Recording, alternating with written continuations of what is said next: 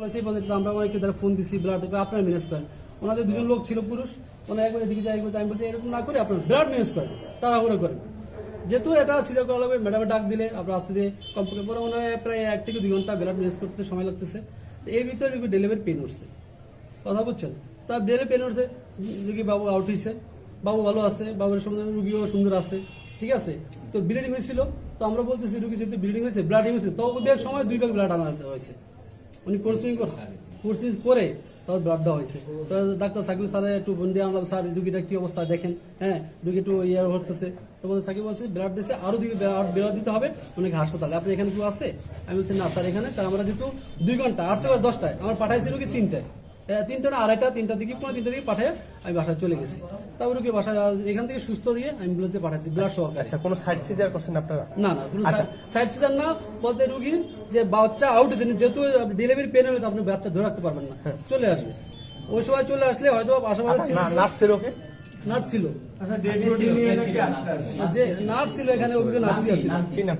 Nurse সাথী আক্তার। আচ্ছা, সাথী আক্তার বলছে ও নিজে ও ইয়া করছে, সাইড সিজার করছে, সেলাই করা হয়েছে অতিরিক্ত ব্লিডিং এর কারণে সে মৃত্যুবরণ করছে। এটা আমি তো ওদের ছিলাম না, সেক্ষেত্রে বলতে যেটুকু আমি ওদের কাছ থেকে শুনছি বা আমি লাস্টে এসে দৌড়াদৌড়ি করে ব্লাড মিক্স করে দিচ্ছি, আমি নিজেও খোঁজ ব্লাড অনেক আছে খুঁজছি। এখন ভাই আমার একটু প্রশ্ন আছে, রোগী এবং কি ভাই প্রশ্ন শুনুন আগে, সম্পূর্ণ সুস্থ হাসপাতালে চলে গেছে এখন পর্যন্ত, বুঝছেন? সন্ধ্যা পরে এখন পর্যন্ত আমরা যাই না। এই সবুজ ভাই আপনি একটু শুনেন। হ্যাঁ, প্রশ্ন হলো আপনি যে আচ্ছা আপনার যে খাদিজা বেগম, তো ওনার তো বাচ্চাটা এখানে হয়েছে, হ্যাঁ আপনি বলছেন যে নরমাল হয়েছে।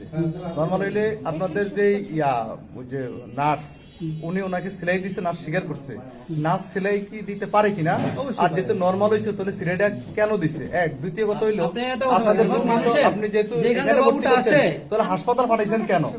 প্রশ্নটা এই জন্য হয়েছে, যখন বাবুটা আসছে তখন তো একটু ছিঁড়ে দিতেই পারে, তো ছিঁড়লে তো আমাদের প্রশ্ন হচ্ছে আপনার এখানে তো সকল চিকিৎসা সরঞ্জাম আছে, আপনারা হাসপাতালে কেন পাঠিয়েছেন? হাসপাতাল পাঠাইছি এই জন্য যে রুগীর আরো যদি ব্লাড দেওয়া আছে, আমাদের এখানে ব্লাড ম্যানেজ করতে পারতেছি না।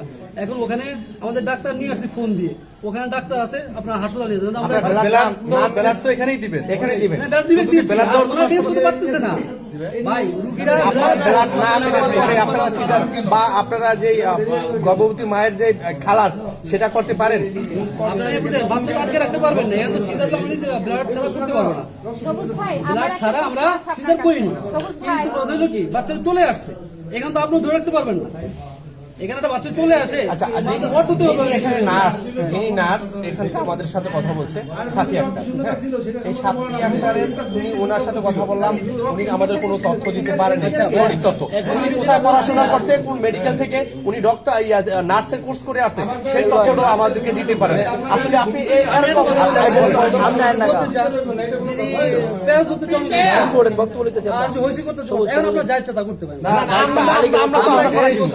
আমরা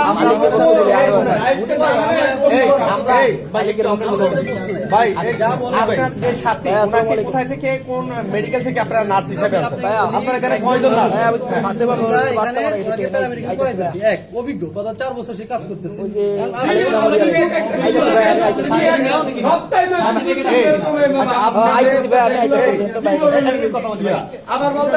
আপনার যে ওই এই যে ভাই সবুজ ভাই, আপনার যে সাথে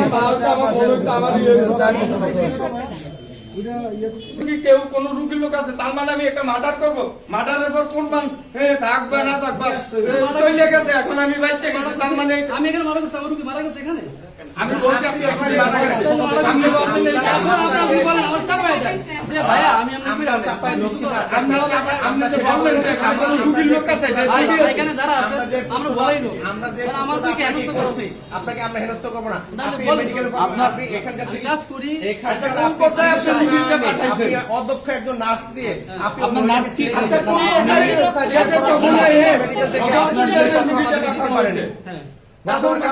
অধ্যক্ষ লোক দিয়ে আপনার যে নার্স এই রোগী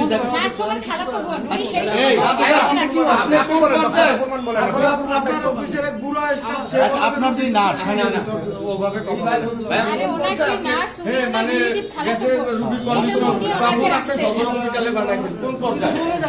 চলে যাবে মানে যে অবস্থায় আছে, হ্যাঁ, আমাকে ব্লাড নিউজ করতে পারবে আপনি ব্লাড দেন না, রুগী 2 মিনিট ব্লাড দেওয়া হয়েছে, বলা হয়েছে ডাক্তার বলছে কিন্তু ব্লাড আরো ব্লাড লাগবে, আপনি এখানে যদি ব্লাড নিউজ করতে পারবেন না, রুগী সদর হাসপাতাল দেন, তাহলে ডাক্তারও আছে। এটা কোন ডাক্তার বলছে যে সদর হসপিটালে দেন, এখানে পারবেন না, পারলে আপনি সদর হসপিটালে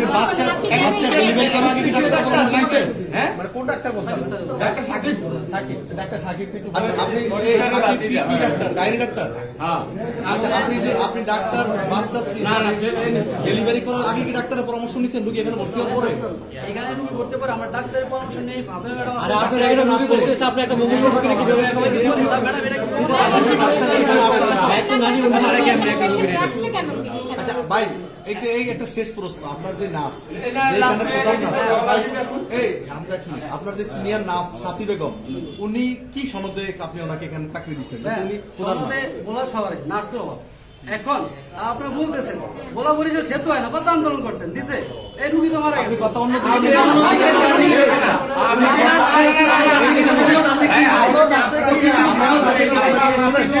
আমি আপনাকে প্রশ্ন করছি, না না না, আমি আপনাকে প্রশ্ন করছি,